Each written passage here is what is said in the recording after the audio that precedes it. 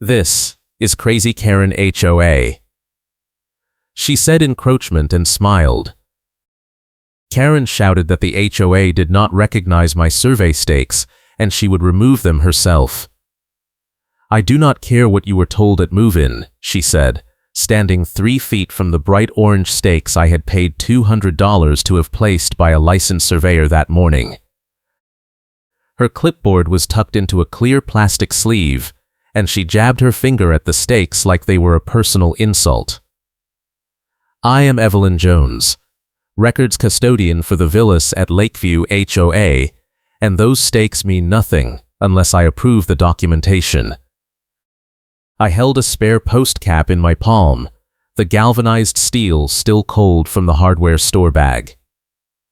The air was calm and still, the kind of quiet that makes every word feel louder than it should.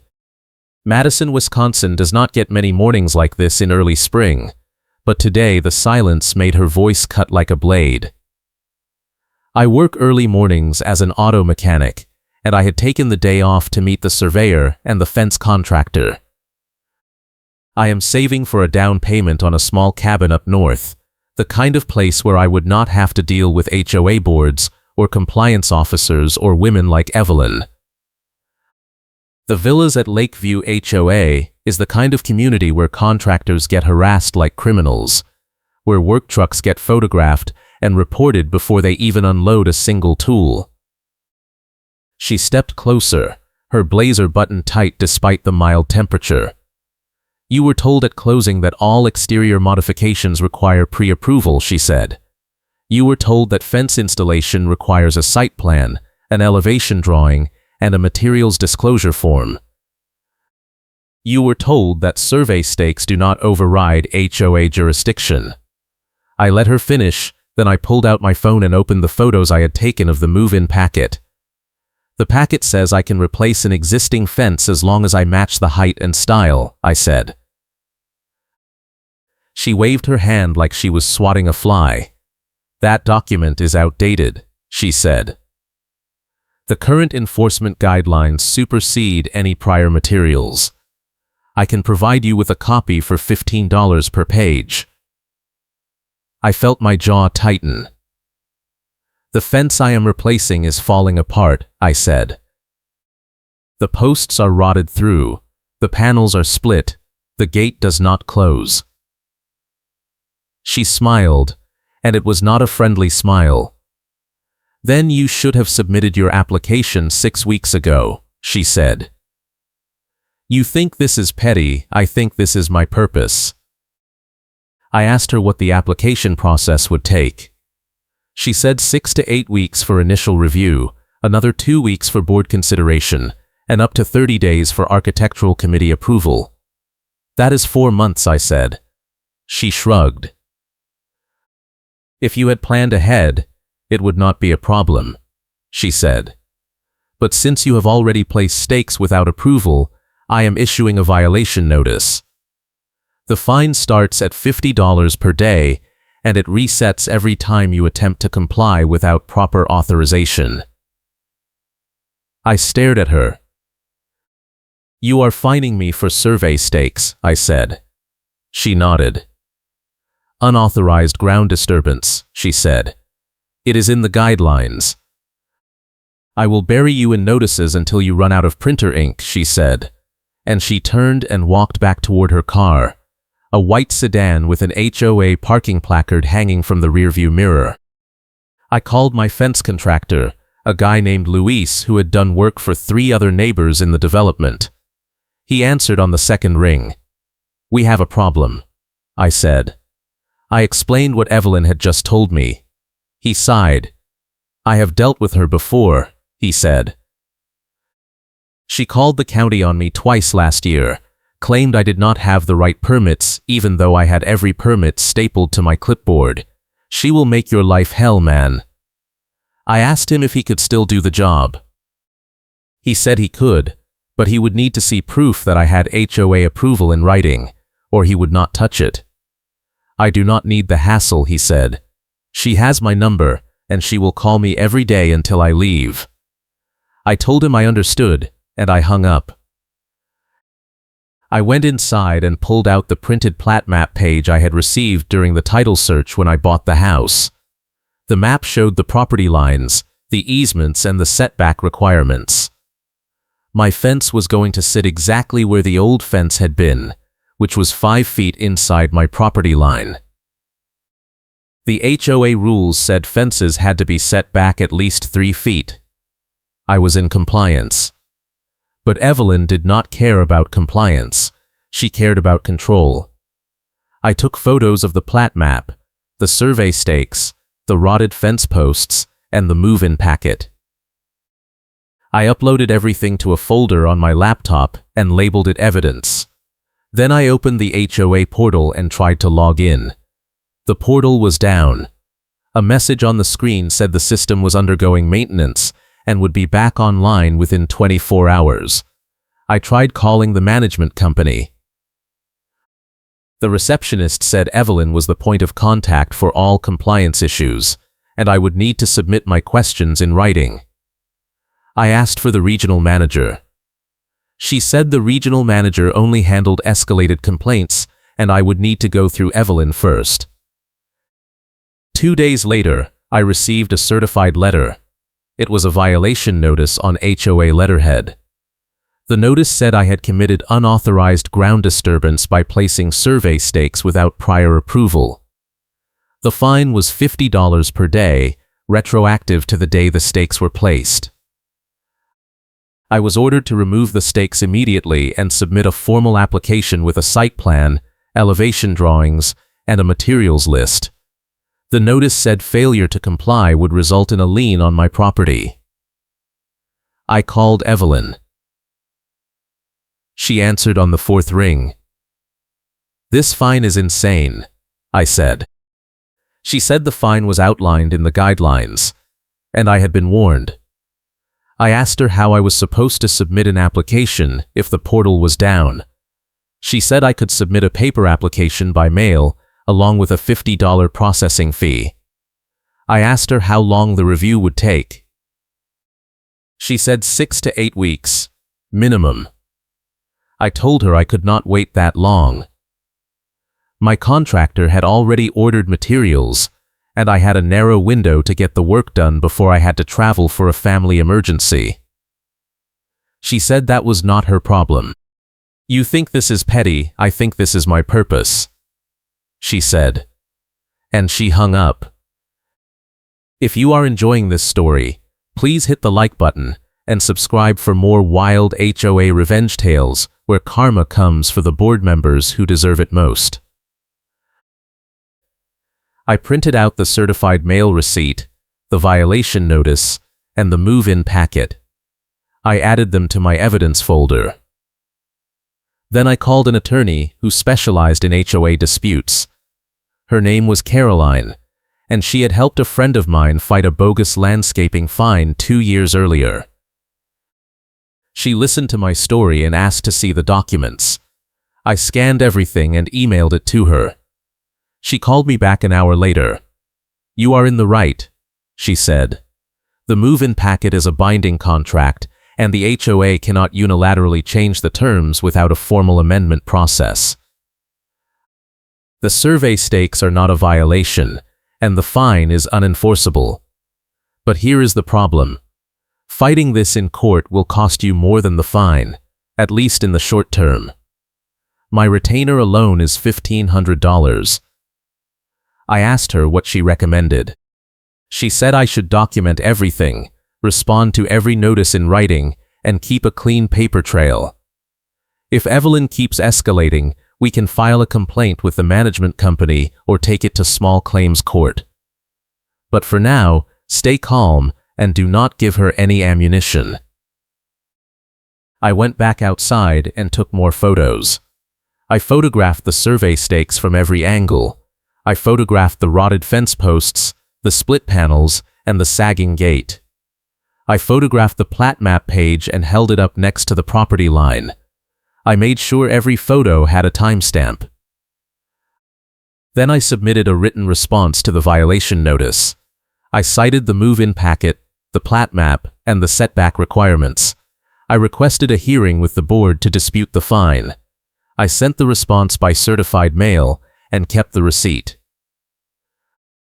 3 days later, Evelyn showed up at my house with a measuring tape and a clipboard. She did not knock.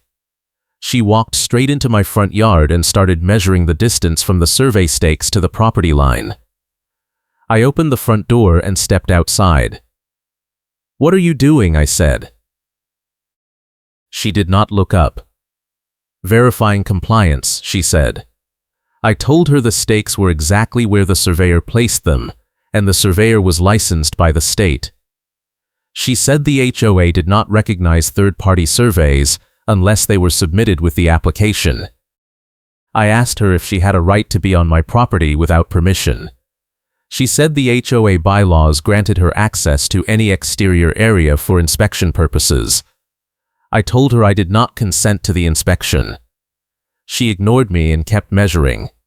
I pulled out my phone and started recording. She looked up and saw the camera.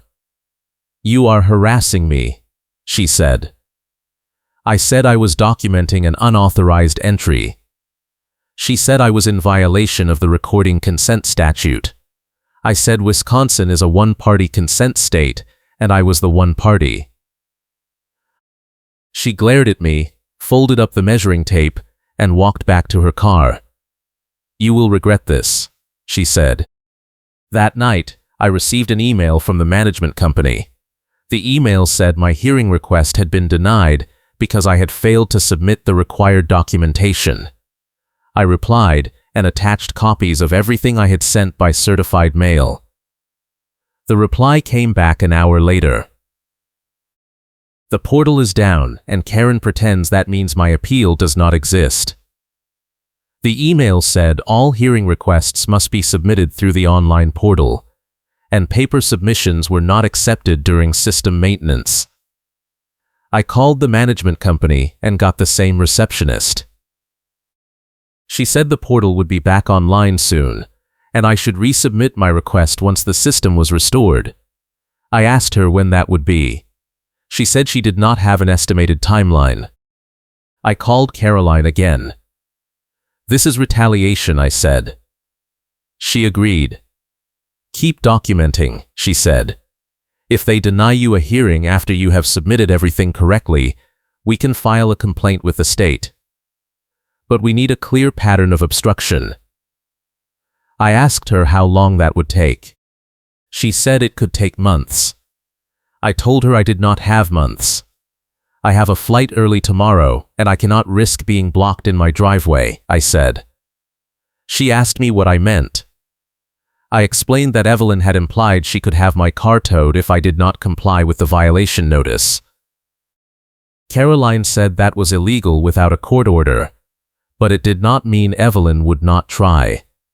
She told me to park on the street and document any towing threats in writing. The next morning, I woke up to find a tow truck parked in front of my house. The driver was standing on the sidewalk, talking on his phone. I walked outside and asked him what he was doing. He said he had been called to tow a vehicle for an HOA violation. I asked him who called him. He said a woman named Evelyn. I told him I was the homeowner and I had not authorized a tow. He shrugged and said he was just doing his job. I asked him if he had a signed authorization form. He said Evelyn had told him it was on file with the HOA. I pulled out my phone and called the towing company dispatch. I explained the situation and said the tow was not authorized. The dispatcher put me on hold, then came back and said they were canceling the order. The driver looked annoyed, but he got back in the truck and left. I called Caroline and told her what had happened. She said Evelyn had just handed me a gift. A tow vendor refusing to act without proper authorization is exactly the kind of thing we can use, she said. Document the driver's name, the truck number, and the time. Get a statement from the towing company if you can. I did all of that, and I added it to my evidence folder. Then I called the management company and filed a formal complaint against Evelyn. I said she had attempted to have my vehicle towed without authorization and I was requesting an investigation. The receptionist said she would forward my complaint to the regional manager. 2 days later, I received another certified letter. This one was not from the HOA. It was from a local attorney representing Evelyn. The letter said I had defamed Evelyn by making false accusations, and I was being sued for damages in small claims court. The filing fee alone was $200, and the hearing was scheduled for 3 weeks out. I called Caroline. "This is harassment," I said. She agreed. "This is a frivolous small claims filing meant to force you into court and waste time," she said. But the good news is that it creates a public record. Anything she says under oath can be used against her.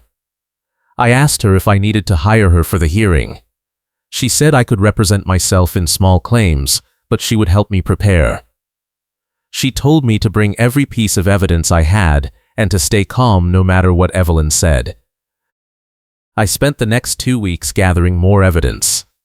I requested copies of every HOA meeting minute for the past 2 years. Evelyn charged me $15 per page. I paid it and got a stack of minutes that were barely legible, printed on cheap paper with half the text cut off. I scanned everything and sent it to Caroline. She called me the next day. "This is gold," she said. "Half of these minutes show enforcement actions that were never voted on. There is no record of the board approving the fine schedule Evelyn is using. And look at this," she sent me a highlighted section. It was a note about legal fees.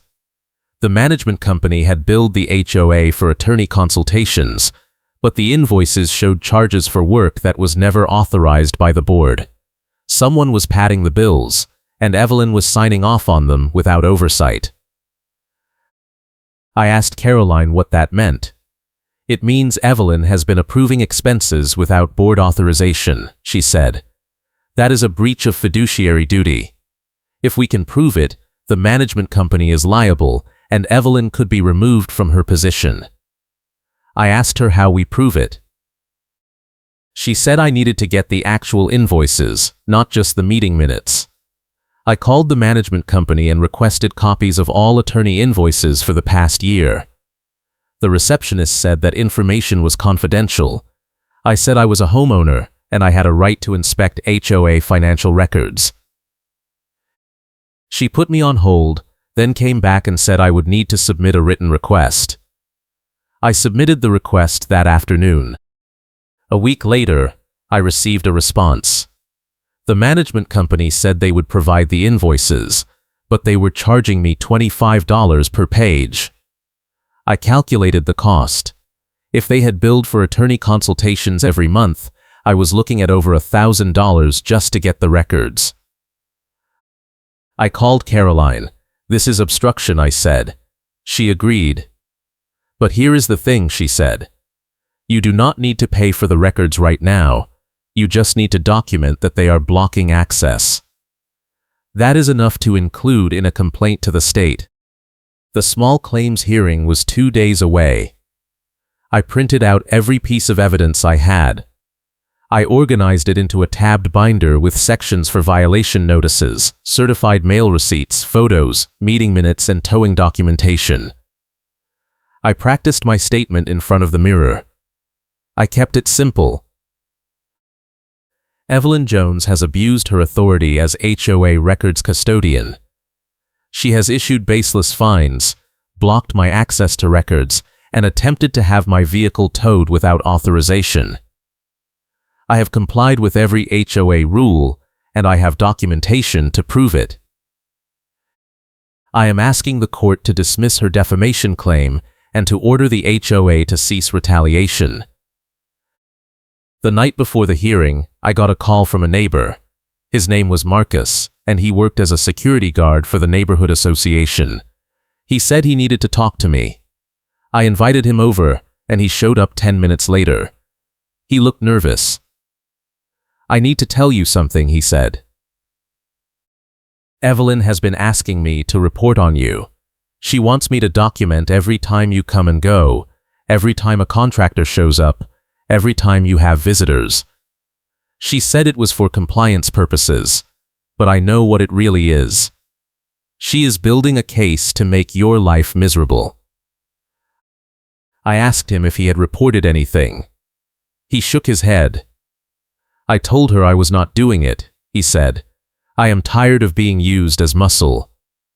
She threatened to have me fired, but I do not care. I am done. I thanked Marcus and asked him if he would be willing to testify.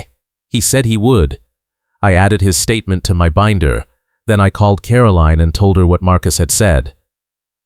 She said it was perfect. That is evidence of harassment, she said. Bring him to the hearing if you can. I called Marcus back and asked him if he could come. He said he would take the morning off work. The hearing was in a small courtroom downtown.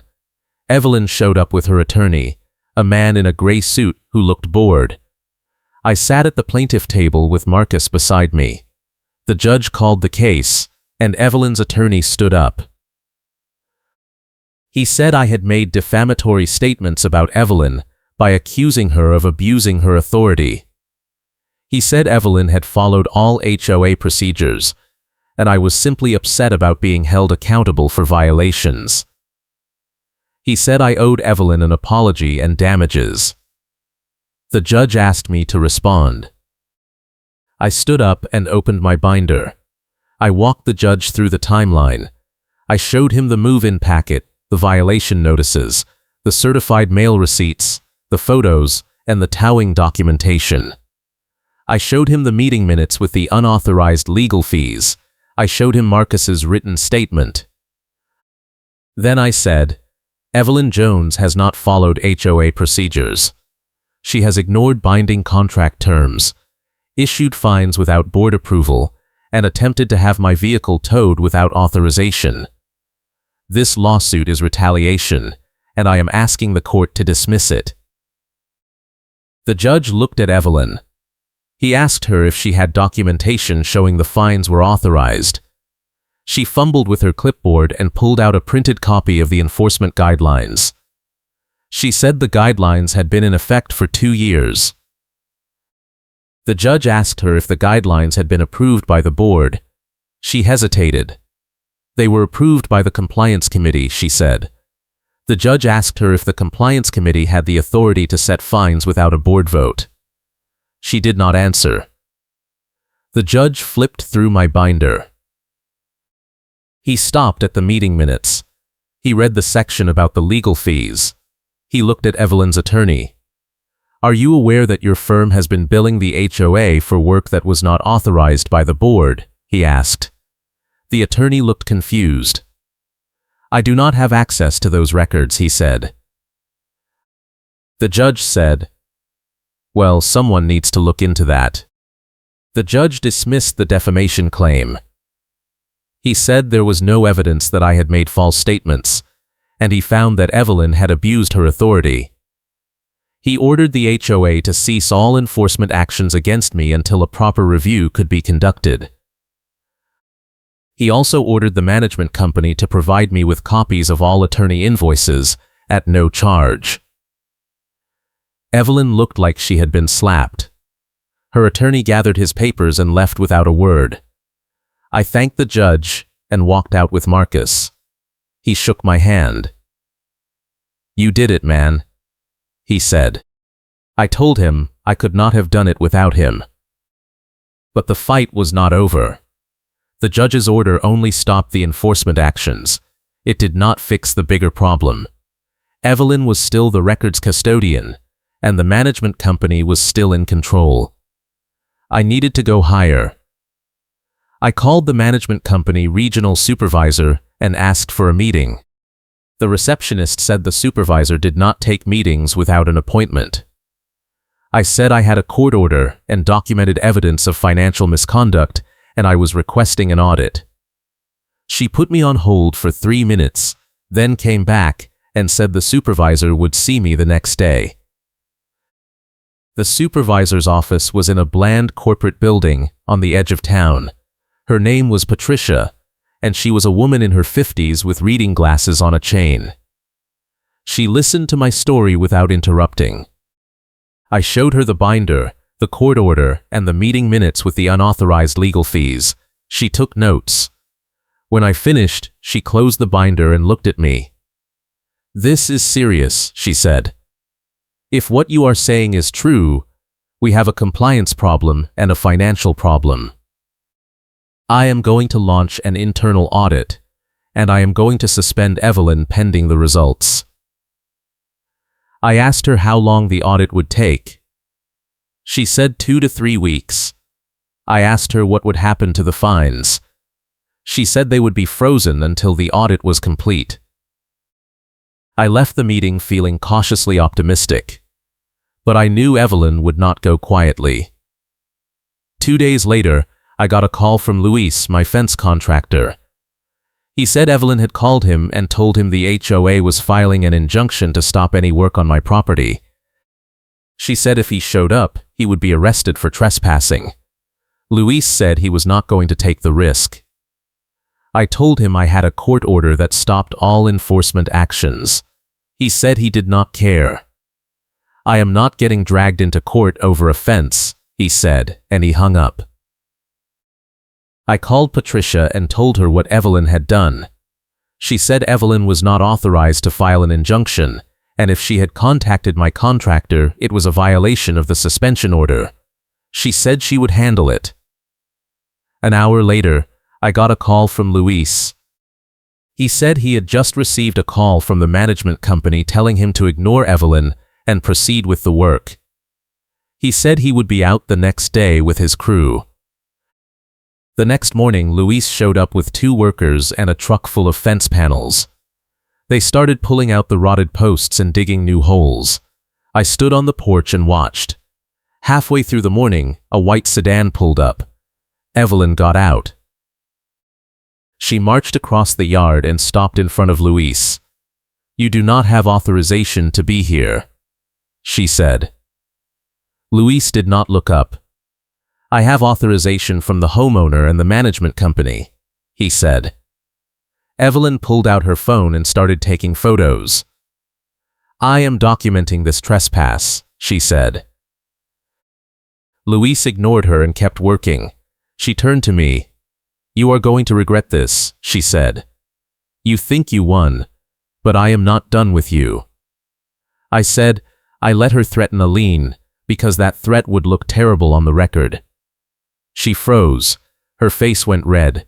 She got back in her car and drove away. Luis finished the fence 2 days later. It was a clean installation, exactly matching the height and style of the old fence. The posts were pressure treated, the panels were cedar, and the gate swung smooth. I paid Luis in full and thanked him. He said, "Man, I am glad that is over. I hope you never have to deal with her again." I said I hoped so too. But I was not done. I had one more move to make. I had been holding on to the evidence about the management company invoice trail. The invoices showed that the attorney had been billing for consultations that never happened, and Evelyn had been signing off on them without checking the details. It was fraud, and it was enough to get the management company fired. I called Patricia and asked for another meeting.